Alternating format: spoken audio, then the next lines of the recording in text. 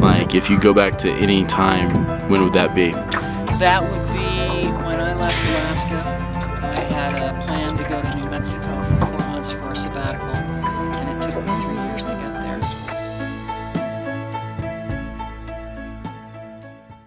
there. See, it's really funny you say that because I'm thinking about making another YouTube channel, and what I was gonna name it was The Real American Dream, because I was thinking about that literally a week ago. Like the American Dream, I've never been a proponent of getting a house and a mortgage and just being a slave to that house pretty much. Like just going out and seeing the world and actually seeing what's out there. And like my American dream, the way I view the American dream, is seeing the U.S. and meeting the people of the U.S. and like just going out there, you know.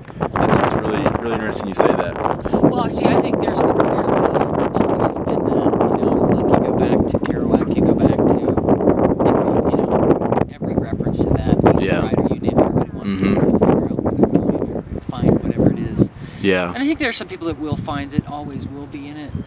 There's always a lot of people that want to do it, but they're not up to it. So what do you think that is? Vicariously through you.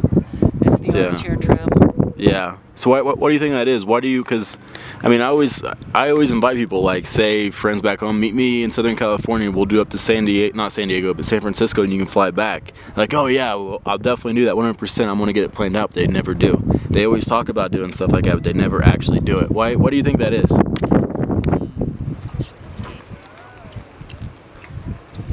I think that people desire things and also shortchange themselves on their ability to make things happen. And then there's, you know, the survival aspect of life. When people are in survival mode, they don't have the luxury of time to dream. Yeah. And so, you know, here you go. Young folks, obviously the ones that are on the road most. And then the smack of reality comes in that you got to start paying bills, you got to pay off your student loans, you got to do this. I think only a rare few can make it through that trial. Yeah. But then there's other dreams that take the place, you know? Yeah. Having a family, doing all of that. It's just a different path, a different place on the road that people go.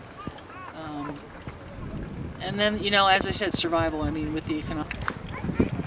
So they just keep putting their nose to the grindstone, praying that someday they're going to have enough money to do it. Yeah. And then they wake up one day and they spend a week somewhere, and that's their traveling, you know? Yeah. Yeah. But I don't think she's doing anything in particular. She might be going to hunt or just another perch. Zoom in on her real quick.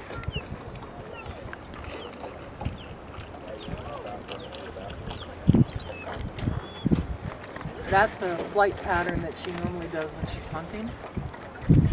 She's circling around, doing a little flapping, getting a little lower. She's looking for, you know, anything on the water. Yeah, actually, I posted the video on my channel of the. She's going down. She's gonna hit the water.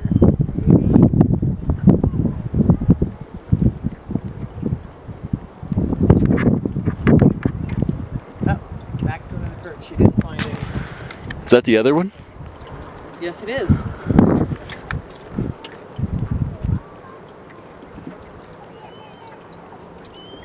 Yeah, I just posted the video of the bald eagle at Bartlett. Oh, cool. That one that's flying is the male. There must be something down there that they're trying to get to because of their flight. You know, it's like there's either a floating fish down there. There's something they're interested in. Yeah. But we're going to have a perching next to each other. Do they spend much time together outside of the nest? Not necessarily. Each pair is different. Really? Each couple's different. But they're both calling out.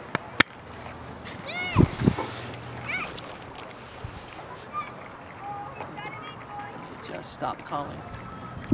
How about we go over there and we'll see if you can get a good shot of both of them perched together. Yeah, absolutely.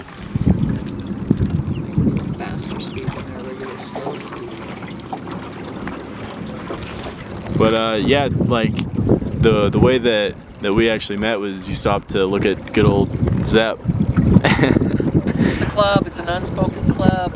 I definitely think there is. Like you were talking about Jeff the Canuck too. Mike just knew who that guy was.